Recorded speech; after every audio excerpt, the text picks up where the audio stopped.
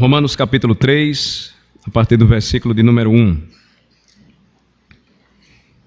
Carta de Paulo aos Romanos, capítulo 3, a partir do versículo 1.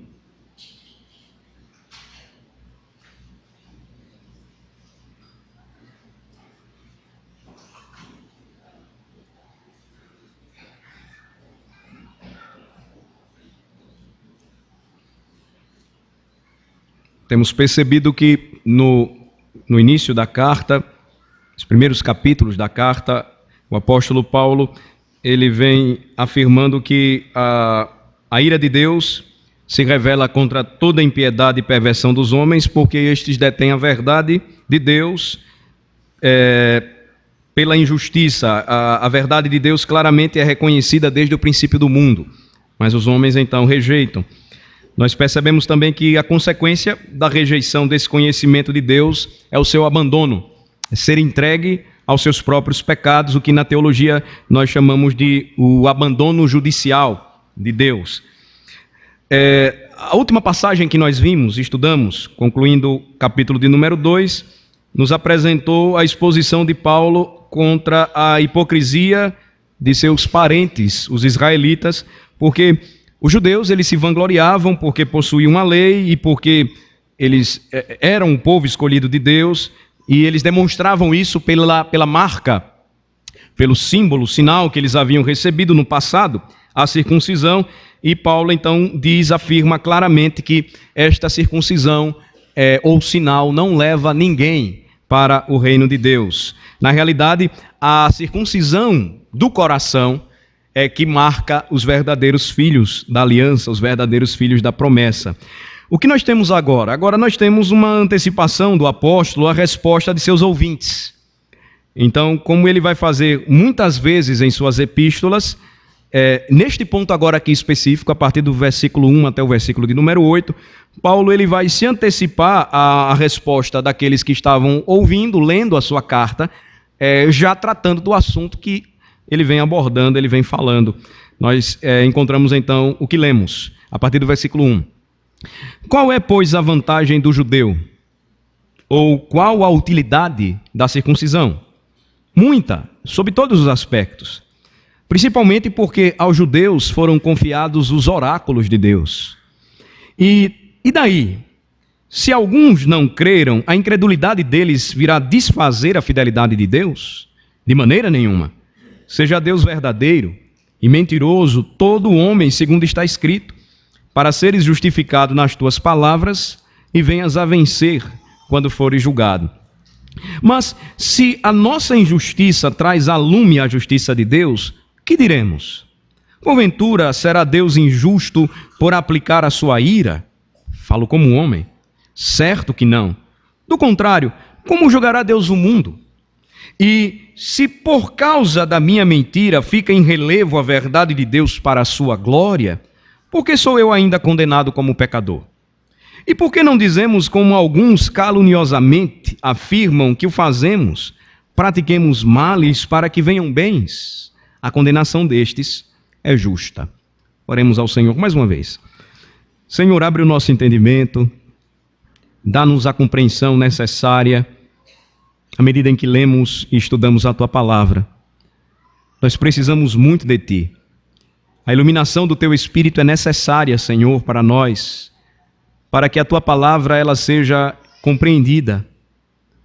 Não somente o seu texto, não somente o que está escrito, mas a mensagem que é celestial, que é divina, e que precisa, Senhor, nesta noite, tocar corações.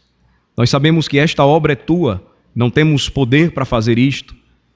Por isso rogamos ao Senhor mais uma vez, edifica a Tua igreja, pela Tua palavra, pelo Teu Espírito, ensina ao Teu povo, Senhor, e traz edificação, consolo e conforto para os crentes, traz vida, transformação e conversão para aqueles que ainda permanecem incrédulos. Glorifica, Senhor, o Teu nome, através da pregação da Tua palavra. Nós oramos assim, em nome de Jesus. Amém. Paulo vai mostrar aqui antecipando, como eu falei aos irmãos, a resposta dos seus ouvintes, a grande vantagem que os judeus eles possuíam. De fato, eles tinham uma vantagem. Ele vai dizer que se o fato de ser judeu não trazia salvação e a circuncisão também não era garantia para eles, qual era a grande vantagem de fato? A vantagem está aqui descrita. Você vai observar comigo a partir do versículo 1. Paulo diz: qual é, pois, a vantagem do judeu ou qual a utilidade da circuncisão? Se tudo isso, de fato, exteriormente falando, não importa, que vantagem? Se aplicássemos para a igreja hoje, qual vantagem ser membro da igreja, no que diz respeito à salvação? Qual vantagem ter sido batizado se esta marca ela não foi interior do coração? Ele vai antecipar e dizer que nada disso traria salvação. E que se alguém se apoiasse apenas nos aspectos exteriores da religião, não poderia jamais ser salvo, quer seja judeu ou hoje quer seja um cristão. Mas ele vai prosseguir e ele vai dizer que há vantagem sim. Em muitos aspectos, havia uma vantagem aqui apontada pelo apóstolo Paulo e que os judeus eles precisavam perceber, eles não podiam esquecer, embora eles estivessem presos ao fato de serem judeus, o povo escolhido de Deus, ou circuncidados, receberam o selo que foi dado a Abraão. Paulo vai mostrar que a grande vantagem que eles tinham, a grande vantagem que eles possuíam, estava sendo desprezada constantemente. Versículo de número 2, ele vai mostrar qual é a vantagem para o judeu. Muita em todos os aspectos, Paulo vai escrever. Versículo de número 2, muita sob todos os aspectos, e ele completa, principalmente porque aos judeus foram confiados os oráculos de Deus. A grande vantagem para o judeu, e que eles estavam rejeitando, a maior de todas as vantagens, era possuir a palavra de Deus. A expressão oráculos de Deus é uma referência àquilo que foi revelado por Deus ao seu povo, através ou por meio dos profetas. É uma referência à escritura que eles tinham em mãos. E não há nenhuma ou não existe maior vantagem para alguém que necessita de salvação a de estar próximo à palavra de Deus. Então, enquanto eles se apegavam apenas a aspectos exteriores, sem nenhum valor, porque não era testemunho e fruto de corações transformados e arrependidos, Paulo, ele responde às objeções que poderiam surgir, dizendo, eles têm vantagem, sim, grande vantagem em muitos aspectos, principalmente, ou primeiramente, porque a eles foi confiado o oráculo de Deus, ou foram confiados aos judeus os oráculos de Deus. Deus escolheu a palavra para revelar-se ao homem, de forma que o homem pudesse entender, pudesse compreender, pudesse ouvir e aprender. E aqueles homens, eles rejeitavam constantemente a revelação que estava tão próxima deles. Notem que o desenvolvimento daquilo que o apóstolo Paulo apresentou em seu tempo e revelou aos romanos tem grande e importante aplicabilidade para nós em nossos dias. O símbolo muda, mas os valores permanecem, da circuncisão para o batismo. Não há nenhuma vantagem para o crente simplesmente se ele se apega ao fato de ter sido batizado na infância, ou ter sido batizado já velho, ou ter professado a sua fé, ou ser membro da igreja, ou participar dos cultos. Nada disso é vantajoso se ele despreza aquilo que é primeiro ou principal. A expressão aqui é aquela que diz ou traz a ideia do que vem em primeiro lugar. É a mesma expressão que Jesus usa quando ele fala em seu sermão do monte: buscai, pois, em primeiro lugar o seu reino e a sua justiça. Então, nada disso tem valor se aquilo que é mais importante para nós é desprezado. Nada daquilo que temos ou que experimentamos aqui tem valor se nós rejeitamos que é pelo testemunho da palavra que um homem pode se tornar cristão, que é pelo testemunho da palavra que nós somos preparados e chamados à conversão, que é pelo testemunho da palavra, qual seja a sua pregação, que nós somos preparados para a vida.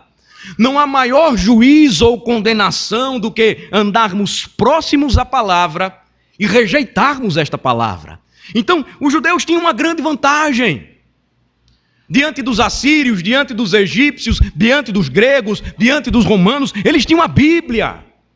Eles conheciam a revelação. Eles sabiam que o Messias fora prometido quando Adão caiu. Toda a história preparada para a redenção do povo de Deus. Mas o que eles fizeram? Eles crucificaram Cristo. O que eles fizeram? Eles rejeitaram a Jesus. O que eles continuavam a fazer? Eles perseguiam aqueles que haviam abraçado a fé em Cristo. Paulo então diz: eles têm muitas vantagens sobre todos os aspectos. A primeira delas, e que está sendo rejeitada, é que eles têm os oráculos de Deus. O que dizer a nosso respeito? Deus escolheu a loucura da pregação como seu método de salvar o seu povo, e ele fez isso investindo o seu poder na palavra. A palavra não é poderosa por conta do pregador. O poder da palavra não está no homem que prega. O poder da palavra não está no programa da igreja. O poder da palavra não está em sua liturgia. O poder da palavra reside na assistência milagrosa, poderosa, transformadora do Espírito Santo. O que é que aqueles homens estavam fazendo constantemente, rejeitando a palavra? O que é que ainda hoje, homens e mulheres, jovens ou crianças, podem incorrer no risco ou correrem o mesmo risco? Rejeitarem a palavra que caminha tão próxima deles dominicalmente. Vejam a vantagem que eu e vocês, todos nós possuímos.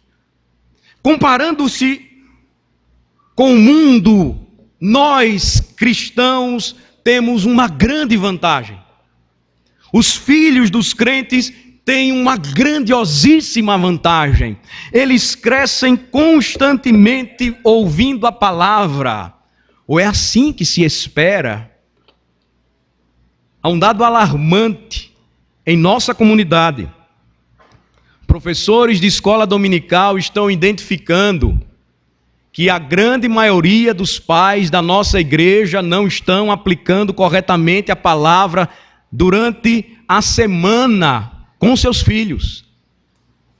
Eles foram perguntados a respeito do culto doméstico. Tem culto doméstico em sua casa? Ausência quase na maioria das casas. Percebam o desprezo da grande vantagem que nós temos. Percebam o desprezo que por vezes nós temos com respeito aos oráculos de Deus, a Bíblia que está conosco e que geralmente nós só abrimos no domingo. E sabem por quê? Porque o pastor vai ter que pregar e eu tenho que levar a Bíblia. A Bíblia que é desprezada durante toda a semana porque tem noticiário. E eu estou muito mais preocupado com a novela Babilônia. Eu estou até suspeitando que esses crentes estão tudo querendo ver a novela. Porque se fala tanto na Babilônia, Babilônia, Babilônia, Babilônia, Babilônia deixa para lá. Leiam a Bíblia. É a grande vantagem. Para que novela? Tem coisa muito melhor. Grande vantagem. Para que perder tempo com aquilo que não edifica, não dá crescimento e não nos prepara para o céu? É a grande vantagem, a palavra de Deus. Mas a gente está se acostumando a virar crente do WhatsApp. É a grande verdade. Existem os evangelistas do WhatsApp agora. Eles pegam mensagens prontas e esse negócio viraliza e vai para tudo que é canto. Mas não conversa sobre a Bíblia, não conhece a Bíblia, ele espalha aquilo que mandaram para ele. Grande vantagem, perdida, desprezada. E nós não estamos agindo diferente da maioria dos judeus dos dias de Paulo, que possuíam os oráculos de Deus e desprezavam o poder que reside no Evangelho, poder espiritual, por conta da assistência do Espírito Santo, da palavra poderosa de Cristo, que tem poder para penetrar nossa mente, o nosso coração endurecido, entrar em nossa alma e nos levar a Cristo. Eis a grande vantagem que nós desprezamos constantemente. Irmãos, a prioridade aqui, e essa expressão, ela passa desapercebida no versículo 2, é que os judeus, eles tinham algo que foi confiado pelo Senhor, seus oráculos. O que é que foi confiado à igreja hoje? O que faz você pensar a respeito da grande comissão? Como é que esta grande comissão, ela se cumpre? Como é que nós atendemos o chamado de Cristo para fazer discípulos de todas as nações? Com a palavra, o oráculo. A grande vantagem que não pode ser desprezada em nossos dias é aquela que continua a nos ensinar que todos aqueles que se aproximam do Senhor e têm o privilégio de receber a palavra dominicalmente, eles têm do Senhor Jesus Cristo a bênção, a graça de serem convidados, exortados ao arrependimento sempre, sempre, sempre, sempre. Notem, é tarefa de todo pregador. Os nossos antepassados fizeram a mesma coisa. Eles criam assim como nós cremos, só Deus tem poder para salvar. Eles criam assim como nós cremos na palavra, Deus já tem os seus eleitos. E somente os seus eleitos irão ouvir a voz do Evangelho e crer. Eles sabiam, assim como nós cremos, que existe joio e trigo no mundo e inevitavelmente na igreja sempre haverá, porque a igreja milita neste mundo. Mas eles nunca deixaram de pregar e chamar todos os homens ao arrependimento, a buscarem a Cristo, a se arrependerem de seus pecados e crerem no Evangelho, a grande vantagem que nós temos ainda hoje. E não pode ser desprezada, meus amados irmãos, é esta: você tem a palavra em suas mãos. Você ouve a palavra todo domingo, você tem a palavra perto de si toda semana, não despreze a palavra. Porquanto os sinais exteriores não irão salvar você. Não é o fato de você professar a sua fé que vai fazê-lo salvo ou torná-lo salvo.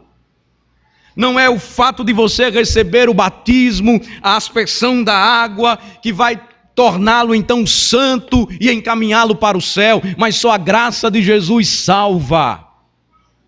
E esta graça, ela é sempre apresentada de forma abundante através dos oráculos de Deus, a Bíblia.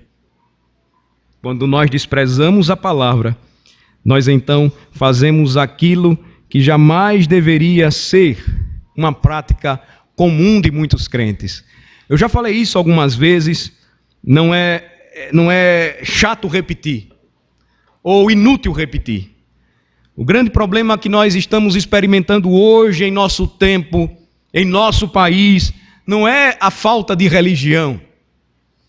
A gente está vendo até mesmo o grande crescimento apontado pelas pesquisas do público evangélico no Brasil. O número de ateus em nosso país, filosoficamente falando, que formulam a teoria e discutem com você porque são ateus, é mínima, ínfima, irrisória. Mas é alarmante o grande número de ateus na prática. Eles dizem, afirmam que creem em Deus, que creem na palavra, que creem em Jesus, que foram até salvos por Jesus. Mas eles caminham como se Deus não existisse. Eles vivem como se o evangelho não tivesse provocado mudanças importantes, renovadoras, transformadoras em sua alma, mas eles se dizem evangélicos.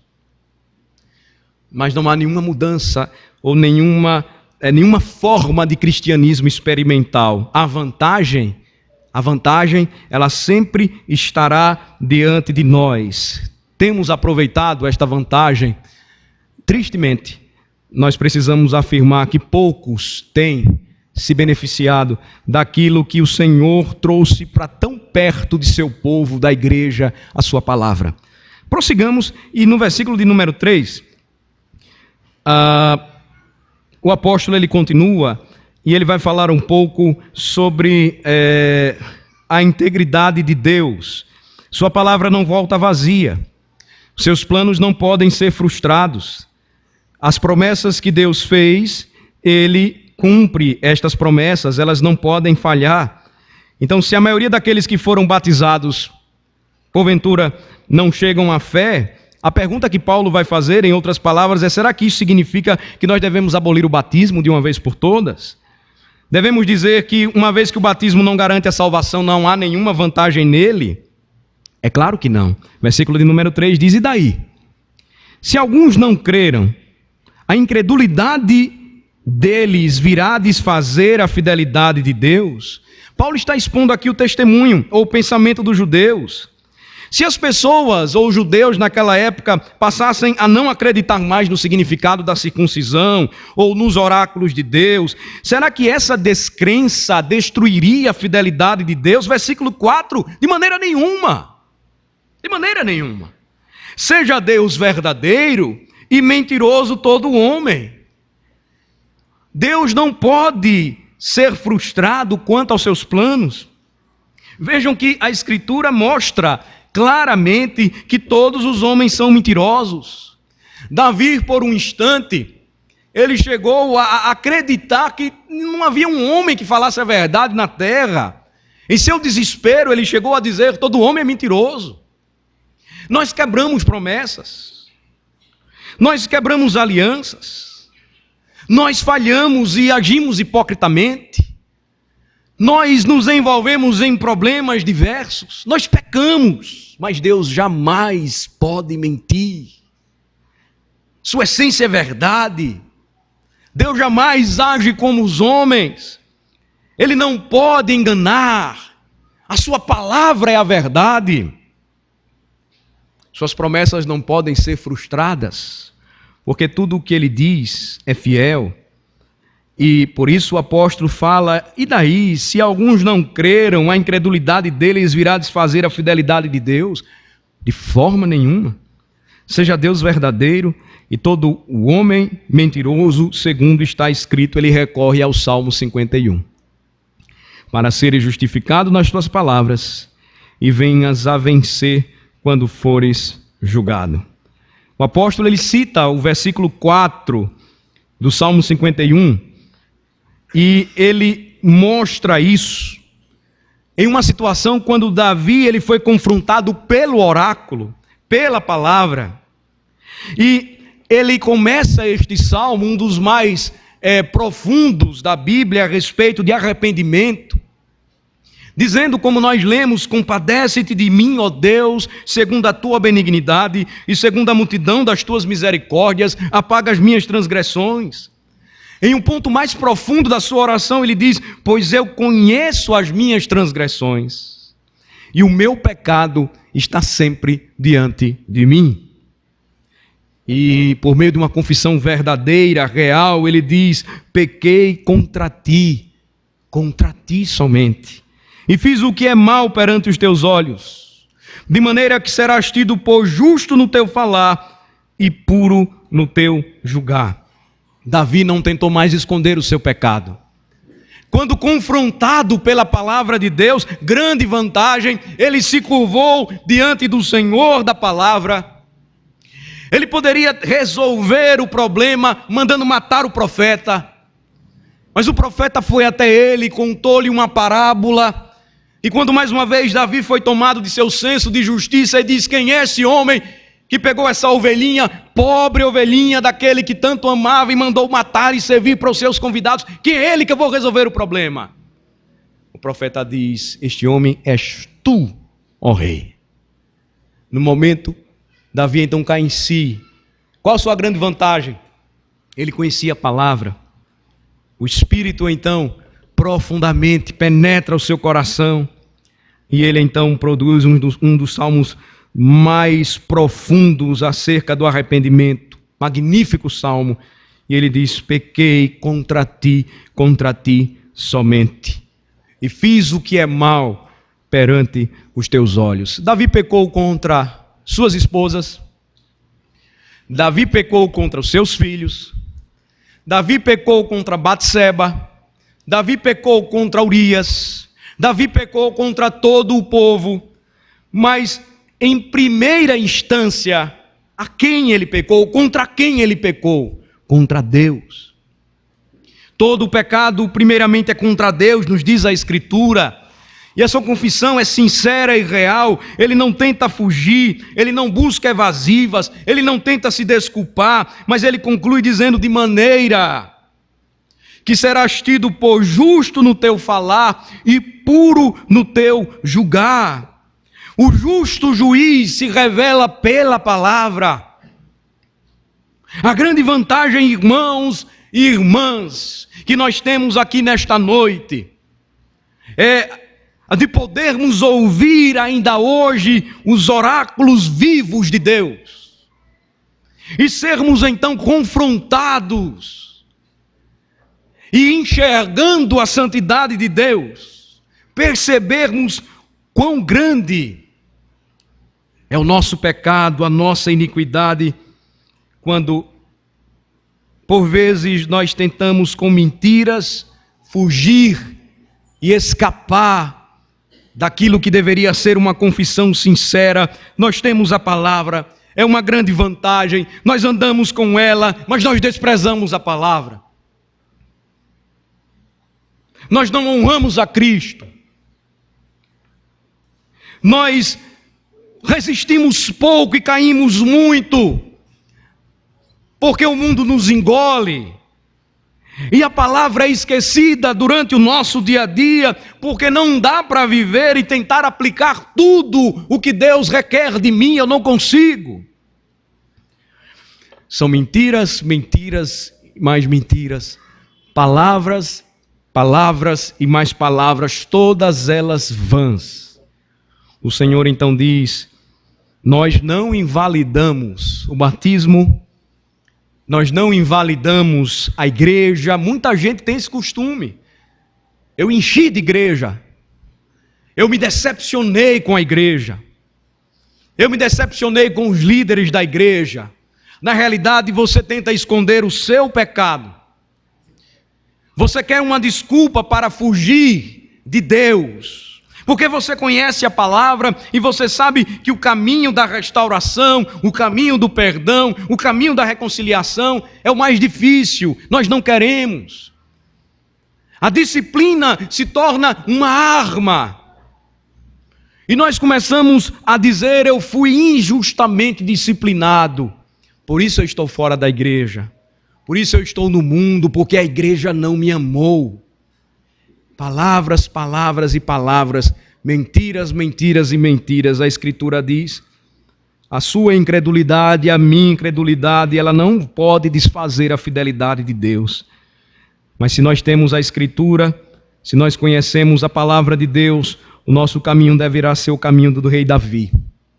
Aquele que é citado pelo apóstolo Paulo, aquele que nos faz lembrar, por exemplo, o tempo em que Eli julgava Israel, e Samuel em sua casa, à noite, ele foi acordado pelo Senhor pelo menos 2 vezes.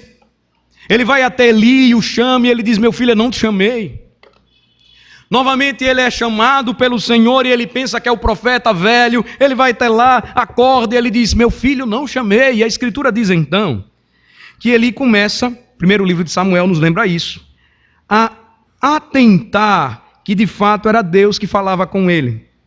E ele diz assim: meu filho, vá deitar. Se alguém chamar você, você vai dizer o seguinte: fala, Senhor, porque o teu servo ouve.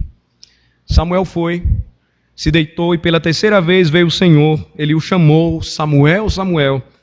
E o texto diz que ele respondeu: fala, Senhor, porque o teu servo ouve. Eu não sei se vocês lembram essa passagem, mas foi naquele dia, naquela noite, que Deus revelou a Samuel o seu plano de julgamento sobre a casa de Eli. Os filhos de Eli iriam morrer, e Eli também. Quando Eli, então, pela manhã, se dirige a Samuel, pergunta: o que foi que o Senhor te falou? Ele sabia que Deus estava querendo falar alguma coisa para Samuel. Ele diz assim: eu peço que você não me encubra. Assim, Deus te faça o que bem aprouver se você me esconder alguma coisa de tudo que falou. E então, Samuel contou tudo e não escondeu nada do profeta Eli. Agora, irmãos, a resposta que Eli deu, ela é aterrorizadora. Quando Samuel contou tudo o que o Senhor falou para ele, ele disse o seguinte: é o Senhor, faça o que bem lhe aprouver. A maioria de nós, se ouvisse esta acusação, tentaria se desculpar, tentaria fugir, tentaria argumentar. Mas a resposta de Eli, sabendo o que viria, é esta: é o Senhor, faça o que lhe aprouver. Quando Davi confessa o seu pecado a Deus, ele sabia que era justo o juízo de Deus sobre ele. Não tinha desculpas. E ele então recorre à misericórdia e compaixão de Deus, porque se Deus não fosse misericordioso com ele, ele não iria escapar. Se Deus não fosse misericordioso com ele, ele não iria viver. Tempos antes, a resposta de Eli desperta grande temor em Samuel, quando ele diz: é o Senhor. Ele faça o que achar melhor comigo e com os meus filhos. Vocês sabem o final da história. Eli e os seus filhos foram mortos. O juízo de Deus caiu sobre a casa daquele profeta. Ele conhecia, os oráculos estavam bem perto dele. E ele havia sido negligente e ele não havia tratado o pecado de seus filhos. É assim ainda hoje conosco, irmãos. Quando nós temos esta grande vantagem, porém desprezamos. Deus nos chama para a prestação de contas da nossa própria vida, todas as vezes que nós ouvimos os seus oráculos. Ele é perfeitamente justo e poderia nos mandar para o inferno. Ele poderia nos condenar por conta dos nossos pecados, mas por sua maravilhosa graça, Ele nos justificou em Cristo. Como é possível que nós ainda rejeitemos a palavra que está tão perto de nós todos os dias? Percebem a gravidade da situação? Paulo vai tratar de tudo isso para revelar mais adiante por que o Evangelho ele é tão necessário. Ele é tão importante para a vida do homem, porque nenhum homem, por si só, teria poder, justiça, capacidade de escapar daquele que é justo no falar e puro no falar, justo no julgar. Notem que o apóstolo ele continua e ele diz no versículo de número 5 o seguinte: mas se a nossa injustiça traz a lume a justiça de Deus, o que diremos?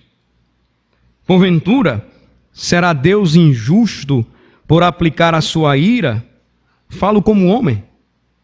Mesmo quando pecamos, nossa injustiça indiretamente dá testemunho da justiça de Deus.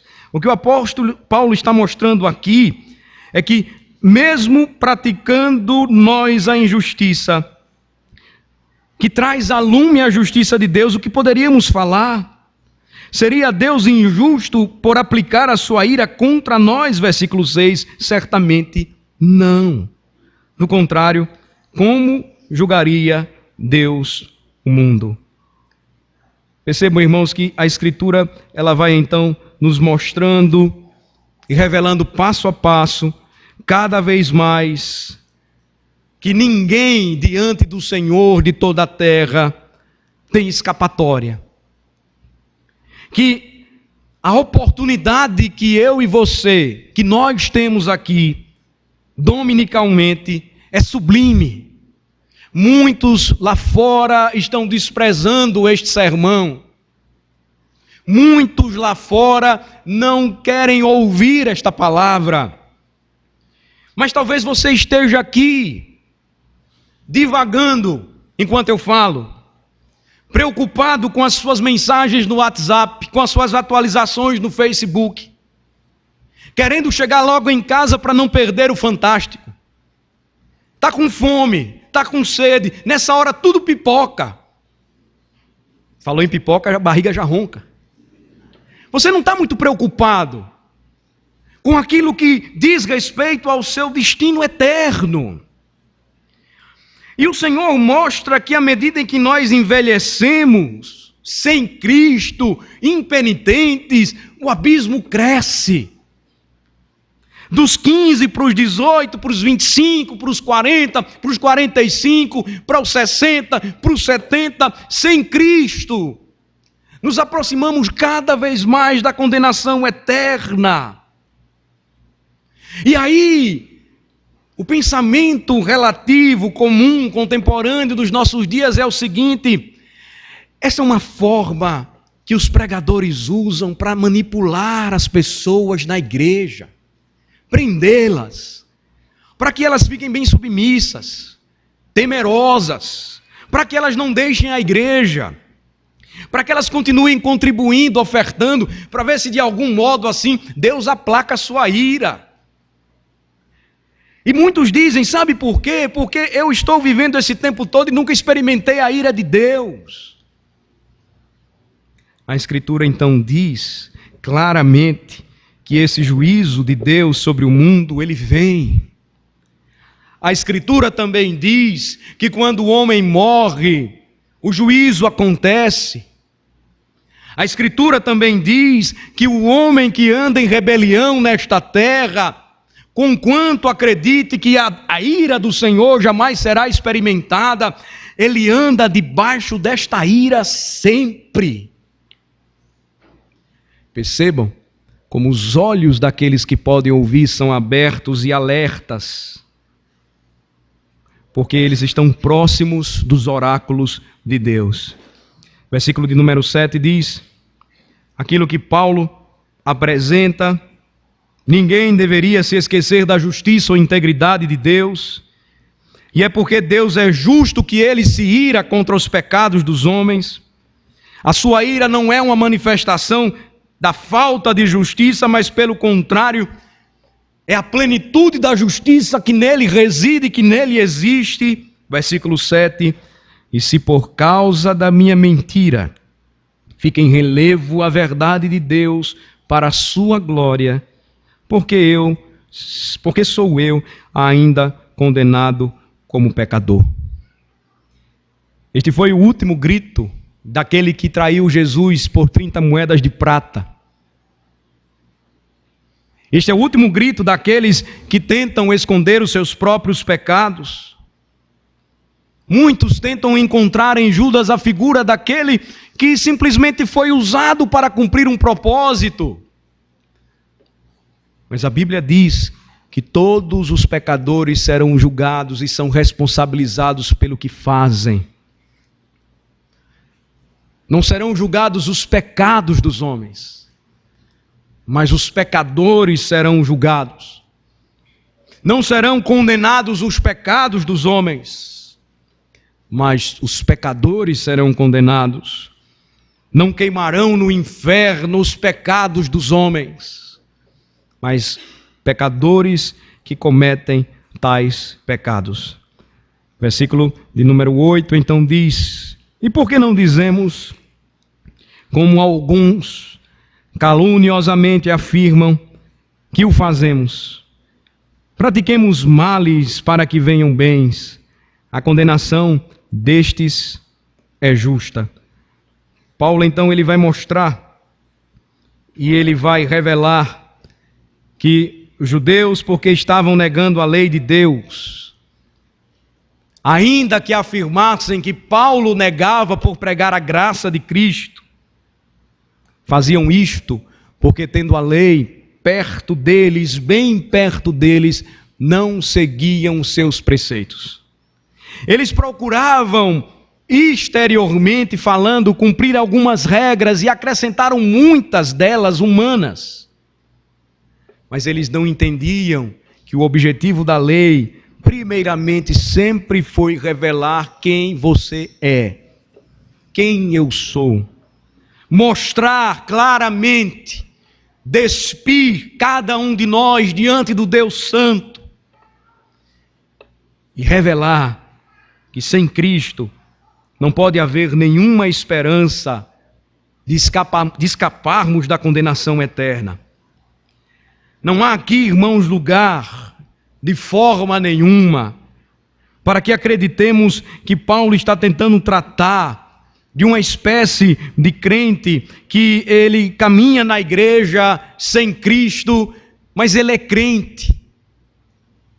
Ele é carnal, outros são espirituais. Quando Paulo trata desse assunto, escrevendo aos Coríntios, ele chama de carnais crentes que agiam ainda como bebês, espiritualmente falando. Porque eles não cresciam, eles queriam sempre o leite, eles não amadureciam, eles não progrediam na fé. Mas crentes, de fato, são aqueles que experimentaram a graça de Deus em Cristo e não desprezaram a palavra que foi confiada e que está tão perto deles.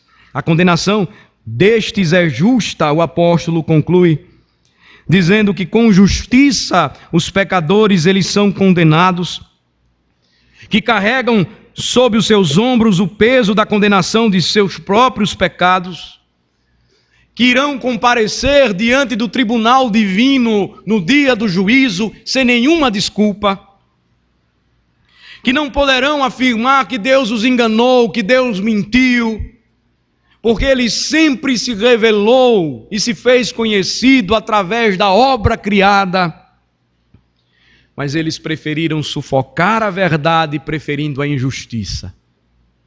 Eu concluo, irmãos, a mensagem desta noite, lembrando a mim e a vocês a seriedade deste momento, deste encontro.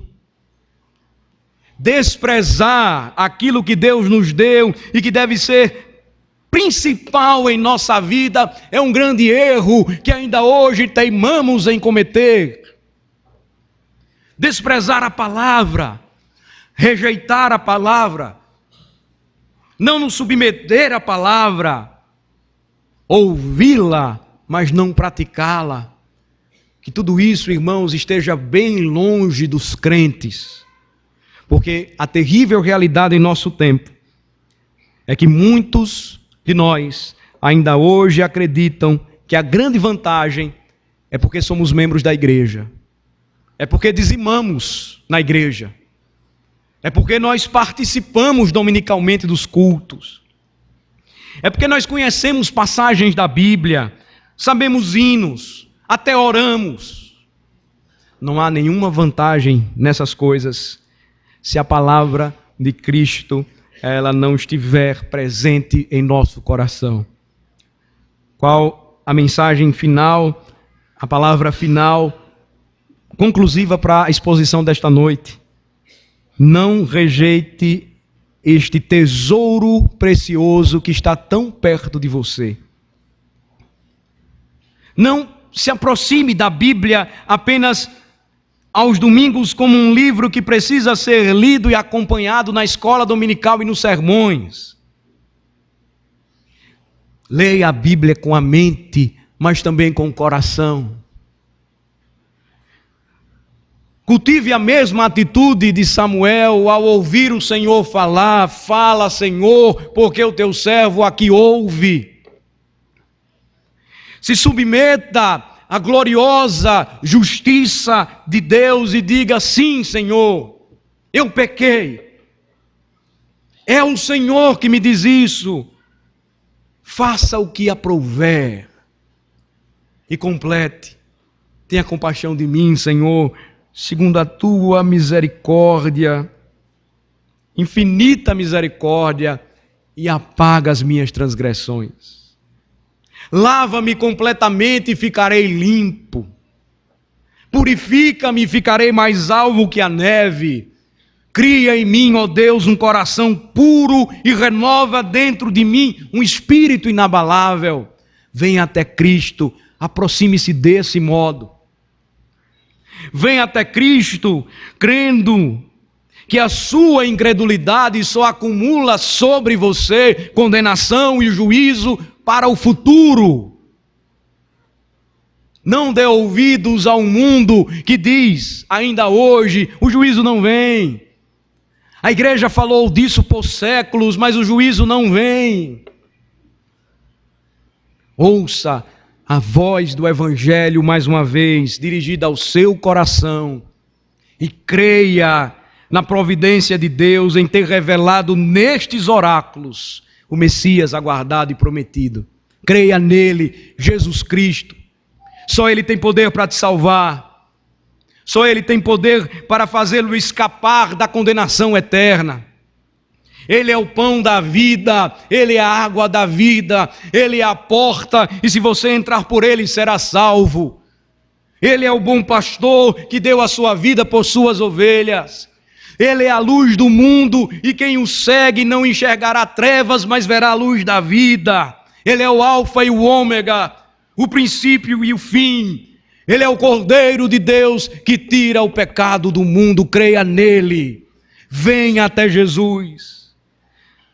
Peça a ele que quebre o seu coração duro. Suplique a ele a misericórdia do filho de Davi e clame: tem compaixão de mim, Senhor.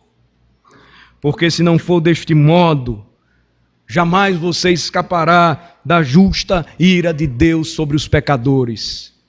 Nós vamos ver mais adiante a conclusão clara do apóstolo. Porque não há nenhum justo sobre a terra. Apenas um que pisou este mesmo chão que nós pisamos. Trouxe uma justiça que foi aplicada, imputada e creditada a todo aquele que nele crê. Seu nome Jesus Cristo. Não há outro nome dado entre os homens pelo qual importa que nós sejamos salvos. Venha a Cristo. Arrependa-se dos seus pecados. Creia nele e seja salvo. É a palavra da salvação. Oremos. Senhor nosso Deus e Pai, suplicamos a tua misericórdia sobre nós nesta noite. Somos pecadores, Senhor, sim, somos pecadores. Por vezes confiamos e achamos vantagens naquilo que facilmente nos apegamos. Sou membro da igreja, já fui batizado, confessei a Jesus diante dos homens, sou filho de pais crentes, venho à igreja sempre. Livra-nos, Senhor, de confiarmos nestas coisas, mas entender que todas elas são valorosas para nós, se testemunham a grande obra da tua graça operada em nosso coração, por tua palavra e por teu Espírito. Ó Senhor, que a fé que vem pelo ouvir a pregação da palavra de Cristo, desperte a muitos nesta noite, converta pecadores aos teus pés, desperte a fé na alma dos nossos filhos, salvando-os e colocando-os aos pés da cruz de Cristo.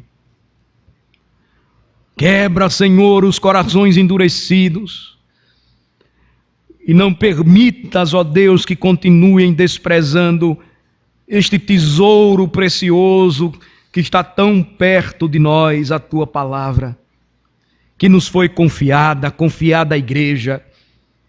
Ó Senhor, visita poderosamente o teu povo e a tua palavra que não volta vazia, espada de dois gumes, que ela opere eficazmente em nossos corações.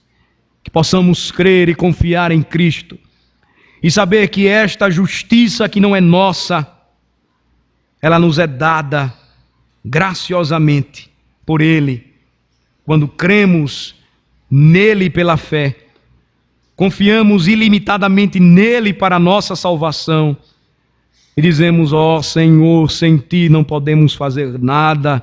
Aqui estamos. Fala, porque nós ouvimos. E salva-nos, ó Senhor, porque de ti necessitamos. Tem misericórdia, Senhor Deus, de nós. E produz, ó Senhor Deus, os frutos que o teu povo tanto necessita. E que vem da preciosa palavra, grande vantagem que temos. E que caminha sempre conosco. Em nome de Jesus oramos. Amém.